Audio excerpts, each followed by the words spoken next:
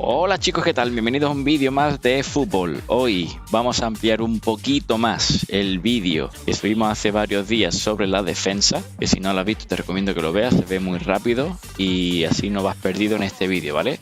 Te lo voy a dejar aquí para que pinches, si no lo has visto le eches un vistacito y luego te vengas a esto. En este vamos a ampliar un poquito más sobre el tema de la defensa, pero en centrocampistas, ¿ok? En el vídeo anterior nos centramos más en la defensa y en este vídeo vamos centrando un poco más en los centrocampistas, ¿vale? Vamos a ver los estilos de juego, las estadísticas más importantes, las habilidades individuales de cada jugador y algunos usos del R1 que han surgido algunas preguntas y las vamos a solucionar en este vídeo también. Así que suscríbete, deja tu like y vamos a por el vídeo.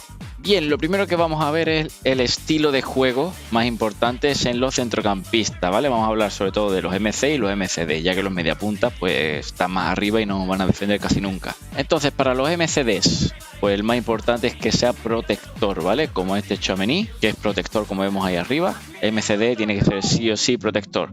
¿Qué hace protector? Pues que siempre se quede en la zona por delante de los centrales, ¿ok? Que no se te vaya, si es un box to box, va a subir, va a bajar, va a subir, va a bajar y te va a crear huecos entre la defensa y el centro del campo, ¿ok? No queremos eso en el MCD, entonces siempre lo vamos a tener con protector. Muy importante que tu MCD sea protector. El MC, pues ya sí puede ser, por ejemplo, de área a área, box to box. Si es protector en MC creo que no se activa, si no me equivoco. No estoy seguro si el protector en MC se activa, pero no haría falta, aunque tengamos un protector más que de sobra, ¿ok? El de área a área, si tiene bastante actitud defensiva y compromiso defensivo, va a bajar a ayudar al MCD cuando estemos defendiendo, ¿ok? Así que lo más importante es eso. Eso con respecto a los estilos de juego de los MC y los MCDs. Ahora, el siguiente punto. Las estadísticas más importantes de los MCDs y en los defensas. Tenemos actitud defensiva y tenemos compromiso defensivo. ¿Qué se diferencia? El compromiso defensivo, por ejemplo, en un box to box, al tener más compromiso defensivo, va a ayudar más y va a bajar más rápido a defensa, ¿ok? Cuando estemos defendiendo. Si tu jugador de MC tiene menos compromiso defensivo, pues no va a bajar tan rápido a defender. Y eso para los MCDs. Para los centrales, pues lo más importante es la actitud defensiva y más que el compromiso defensivo, ya que van a estar abajo defendiendo, no van a tener que bajar corriendo para defender. Entonces, para los centrales lo más importante es la actitud defensiva, además de la entrada y la agresividad, el contacto físico, velocidad, etcétera, pero lo más importante, actitud defensiva sobre compromiso defensivo. Y en los MCD sería al contrario, más importante el compromiso defensivo, ya que van a bajar más rápido a defender, que la actitud defensiva. Como tercer punto, vamos a hablar sobre las habilidades o instrucciones individuales de cada jugador. En los MCDs vamos a venirnos aquí a tácticas, instrucciones individuales, vamos a venirnos a ataque y en defensivo vamos a seleccionar a nuestro MCD. Esto lo que hace es que el jugador, como dice ahí, el jugador que recibe la instrucción se abstendrá de subir al ataque, ¿ok? Se nos va a quedar en nuestra posición de MCD y de ahí no se va a mover, ¿vale? Sobre todo si tiene, aunque sea protector, yo se lo pondría igualmente, y si tienes un box to box se lo pondría también, ¿vale? En este caso defensivo para Caicedo y tampoco subiría tanto al ataque que no me interesa. Ya tenemos dos mediapuntas y dos delanteros, no quiero un MC como Caicedo subiendo arriba. Le prefiero que se quede un poco más en el centro. Esto con respecto a las instrucciones individuales de los MC. Vale, otro punto muy importante en los MCs, que al contrario de los centrales, aquí sí importa, y es la posición de los jugadores que pongamos aquí, ¿vale? O sea, me refiero a moverlo hacia arriba, hacia abajo, derecha, izquierda. Al contrario que en los centrales, aquí sí importa. No es lo mismo tener aquí a Tchouaméni por detrás y a Caicedo por delante que al tenerlos uno al lado del otro, por ejemplo.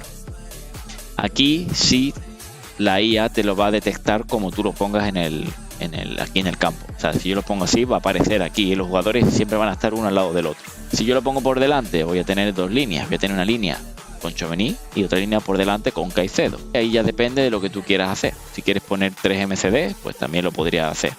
O bueno, 3 MCD, 2 MC y un MCD también se podría hacer. Se podría poner 2 MCD aquí abajo y un MC aquí arriba y se van a quedar pues en esa posición.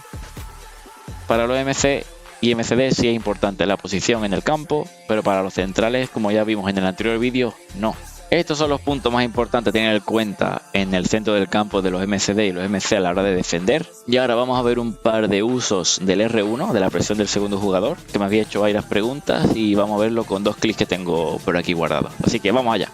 Vale, ya estamos por aquí y el primero de los dos usos que le vamos a dar al R1 es para presionar. En el caso de que no lleguemos a quitar el balón, pues por lo menos presionamos. Bien, pues en este caso para realizar la presión tenemos como aquí, tenemos seleccionado a Udogi y vemos como este jugador está corriendo hacia el jugador que tiene la pelota, del contrario, ¿vale? Y vamos a intentar quitársela o por lo menos hacerle presión para que suelte el balón lo más rápido posible y conseguir nosotros la posesión del balón luego, ¿vale? Como vemos, presionamos el R1 y hacemos que el jugador pase la pelota y la pierda. Lo hacemos en cámara lenta. Aquí no estamos presionando ningún botón, presionamos el R1 y vemos como el jugador más cercano va corriendo, que aparecen las dos líneas debajo, a presionar al jugador que tiene el balón.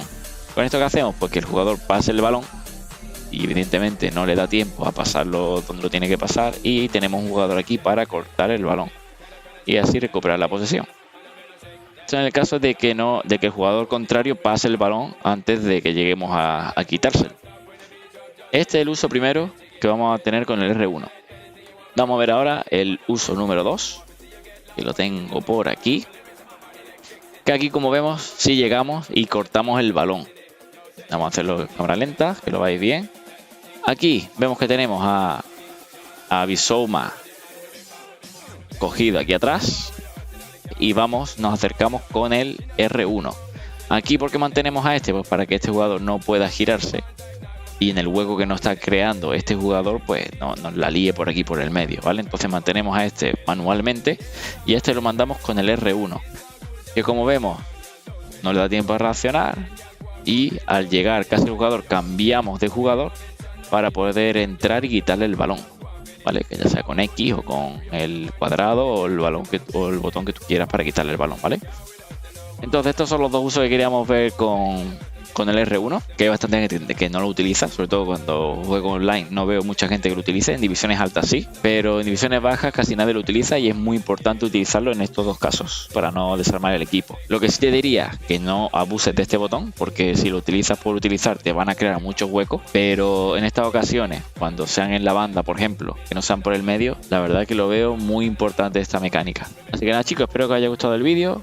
Deja tu like, suscríbete y nos vemos en el siguiente vídeo. Chao.